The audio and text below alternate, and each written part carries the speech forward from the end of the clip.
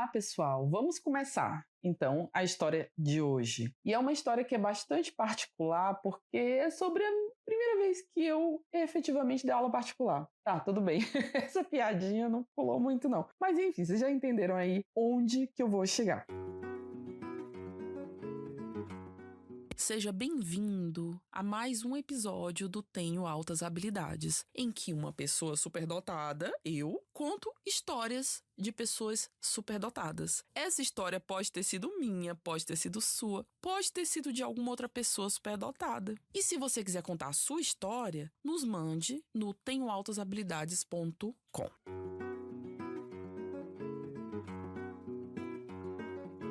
E olha, é muito interessante porque muitas vezes na minha vida eu senti que as situações foram chegando meio até que como se eu não tivesse muito pedido aquela situação, mas que ela se tornou uma situação que foi marcante na minha vida. E essa é uma dessas situações, é um desses momentos. E mudaram completamente o rumo da minha história. Eu só tinha 11 anos. E essa situação me acompanha até hoje, inclusive eu sou amiga da pessoa que vivenciou ela comigo. Naquela época lá, com os meus 11 anos, eu já tinha o hábito de ajudar os meus colegas de classe na escola, em grupos de estudo, na tarefa de casa. Isso já era alguma coisa que eu sempre fazia, em especial com matemática, que era o grande bicho-papão de todo mundo. Então, quando alguém não entendia, vinha lá e falava assim, você me ajuda? Você me explica? E eu sempre de caderno aberto, mente aberta, lápis na mão, pronta para montar algum jeito diferente daquela pessoa entender aquilo que ela não está entendendo muito bem. Não porque eu achasse que eu soubesse mais ou fosse melhor, enfim, isso realmente nunca me passou pela cabeça. Mas porque eu gostava muito de ver aquele brilho no olhar em que as pessoas entendiam o que eu estava explicando. Eu me sentia verdadeiramente útil e aquilo era muito bom. Então essa vizinha veio, bateu na minha porta e falou assim, nossa, eu queria falar com você. Não era com a minha mãe, não era com meu pai, não era com ninguém mais, era comigo. E ela veio com uma proposta que pra mim foi um choque. Eu nunca esperava. Ela falou assim, e se você desse aulas de matemática pro meu filho? Todos os dias, todas as tardes. E ele tá indo meio mal, ele precisava de alguém que tivesse, assim, um pouco mais de paciência. Eu não estou com essa paciência e eu te pago. Olha, você paga com 11 anos? Nossa, aquilo parecia muito surreal. Eu não tinha mesada, não tinha nada que chegasse dinheiro nas minhas mãos. Não que faltasse nada na minha vida, do básico, do essencial, do que era necessário, enfim. Mas não chegava dinheiro nas minhas mãos. E aí, eu que nunca tinha recebido mesada, de repente passei a dar aulas e ser paga para aquilo que eu já fazia por gostar. Ela me ofereceu, na época, algo como uns R$ 25 por mês. Então era bem pouco, na verdade. Mesmo pra época, porque eu tava todo dia com ele, gente. Todo dia, toda tarde com ele. Mas pra mim, lá nos anos 90, era como se fosse assim uma fortuna. Realmente, eu estava me sentindo a pessoa mais bem paga do universo. E aí começou essa minha primeira turma particular, esse meu primeiro aluno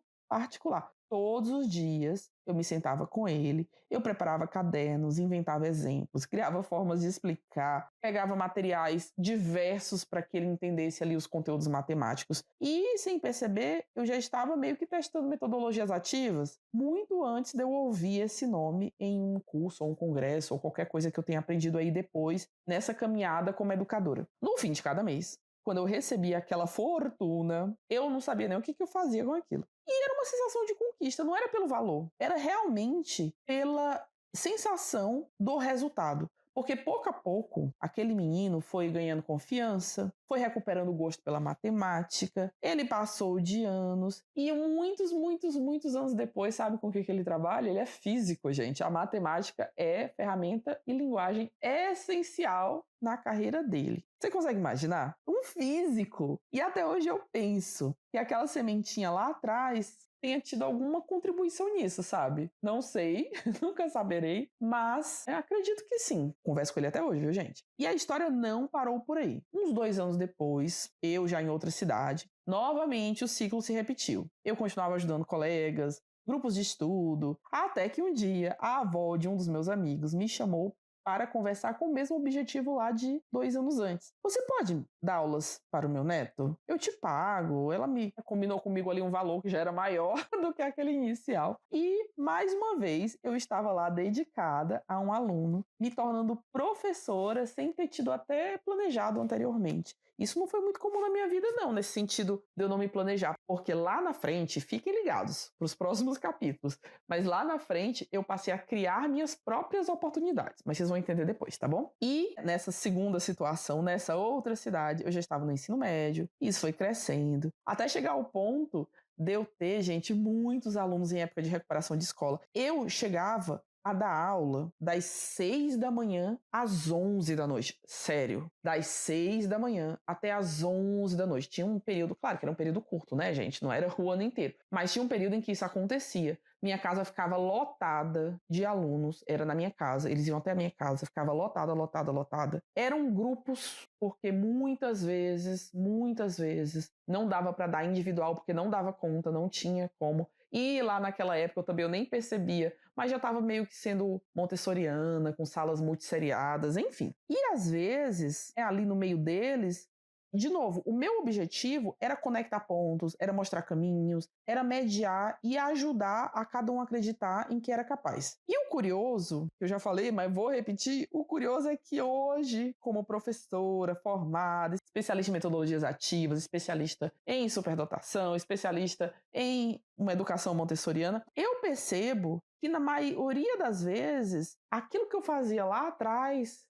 eu já fazia intuitivamente. Eu nunca me senti alguém dona do conhecimento que tinha que ensinar os conteúdos, embora eu também passe um pouco por isso, tá? Mas eu nunca me senti dona do conhecimento. Eu sempre me senti muito mais uma mediadora desses conhecimentos. Eu estava ensinando a aprender, a destrinchar um problema, procurar estratégias, encontrar o raciocínio por trás, enfim, um monte dessas formas de ajudar todo mundo a aprender mais e melhor. E esse foi o verdadeiro aprendizado que aquela menina de 11 anos levou para a vida. Ensinar não é despejar conhecimento em alguém, é abrir espaços para que o outro descubra dentro de si a confiança real de aprender. Essa é a beleza também da superdotação. Muitas vezes o que nos move não é simplesmente tirar notas boas ou aprender rápido. O que nos move essa fome de compartilhar, de transformar a curiosidade em ponte, de ver o brilho dentro da gente e no outro, da descoberta, tudo isso de um jeito muito particular. No fundo, a minha primeira turma, o meu primeiro aluno, não foi só sobre matemática, foi sobre enxergar o que eu poderia ajudar em alguém para que aquele alguém pudesse acreditar em si mesmo. E isso, sem dúvida nenhuma, é o maior presente que eu poderia ter recebido. Muito obrigada por ouvir mais um episódio e nos vemos no próximo episódio.